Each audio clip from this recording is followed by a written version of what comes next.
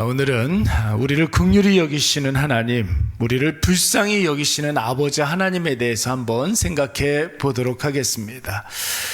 사랑이라는 감정은 참 좀 고통스러운 감정입니다.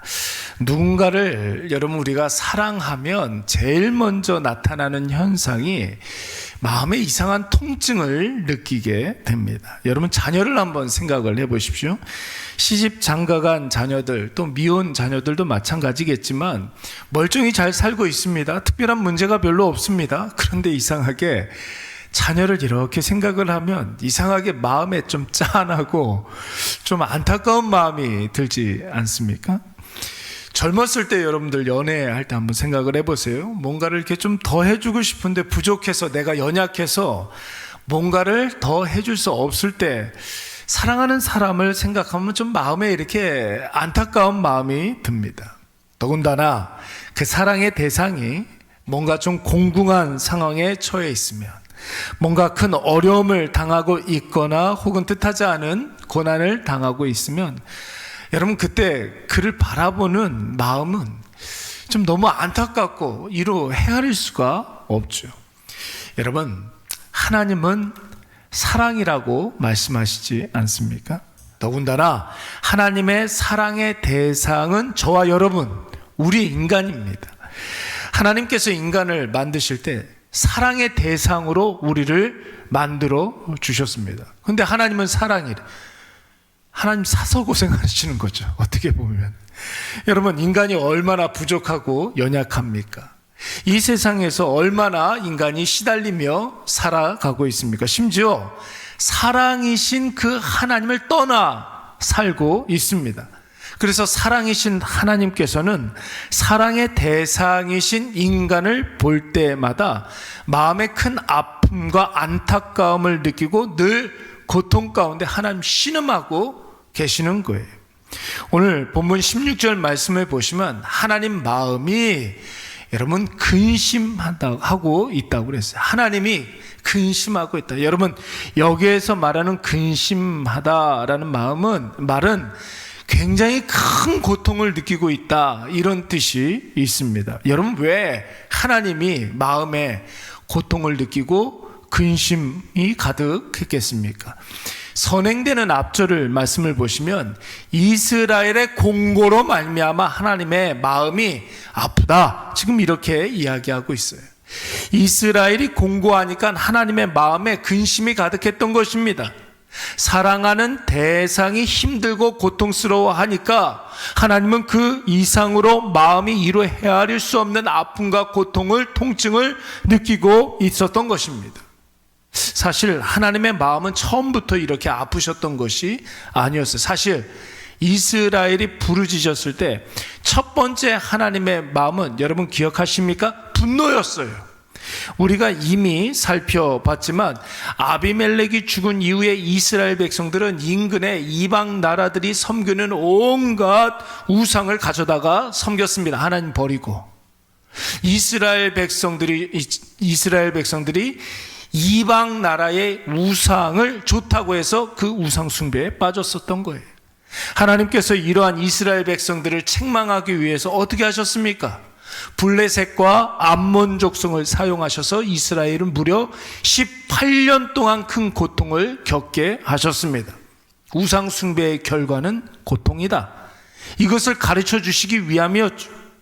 그래서 이스라엘 백성들은 하나님께 부르짖어 기도하기를 우상 숭배한 죄를 용서해 달라고 간구합니다. 그런데 여러분 어찌된 일인지 하나님은 이스라엘 백성들의 이 기도에 오히려 더 화를 내시면서 너희가 섬기는 그 신들에게 가서 구원을 한번 구걸해봐라, 이렇게 이야기를 하셨어요. 이것이 여러분 첫 번째 하나님의 마음이었어요. 진노였습니다.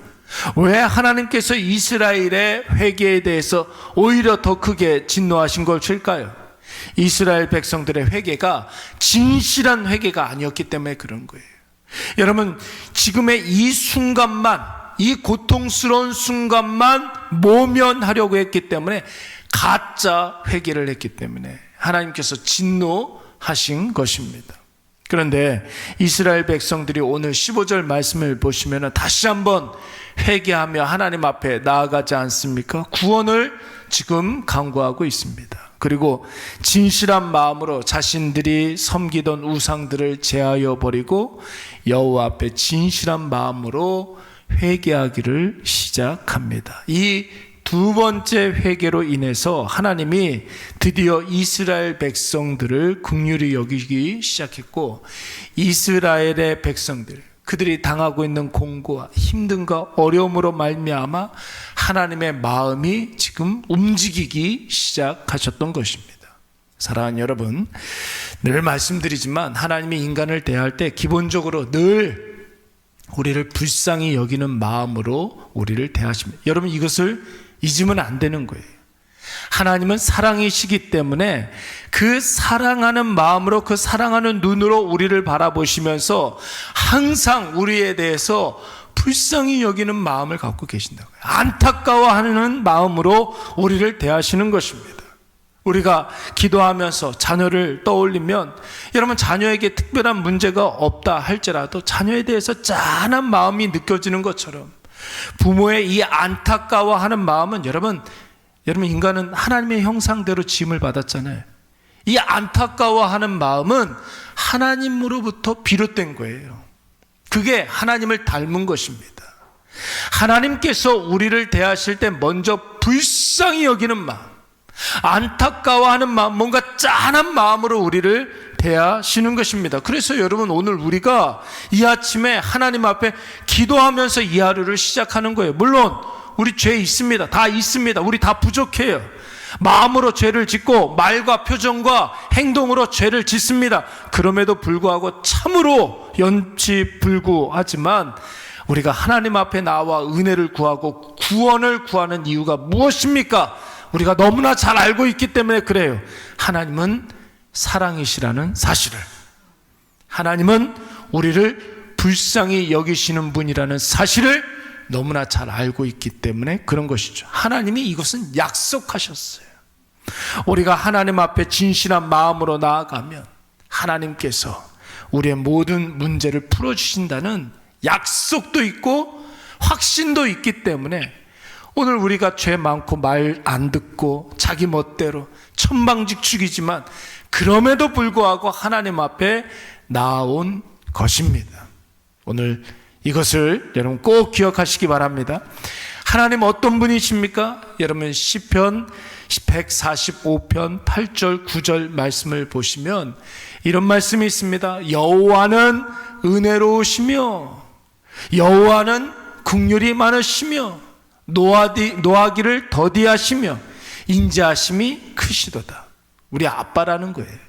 우리 아버지라는 거예요. 여호와께서는 모든 것을 선대하시며 그 지으신 모든 것에 긍휼을 베푸시는도다. 오늘 여러분 이것을 꼭 기억하셔서 하나님의 긍휼하심을 의지하여서 오늘도 예수 그리스도의 이름으로 은혜의 보좌 앞으로 담대히 나아가서 당당하게 은혜를 구하시고 누리시는 저와 여러분이 되시기를 간절히 축원합니다. 우리 잠깐